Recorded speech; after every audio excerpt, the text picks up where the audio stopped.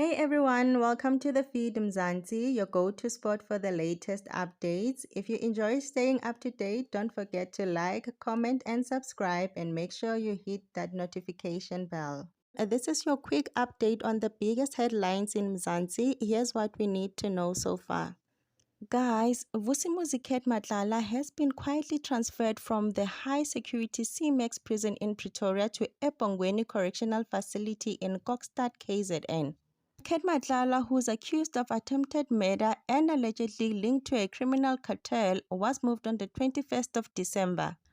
Correctional Services says the transfer is standard procedure guided by security and operational needs, but here's the catch. They have refused to reveal the specific security reasons, calling them too sensitive to be discussed publicly. So they insist his legal rights and court appearances remain unaffected. But many people are asking, why move someone from CMAX and keep it so quiet? That's it for now. Please don't forget to like, comment, and subscribe.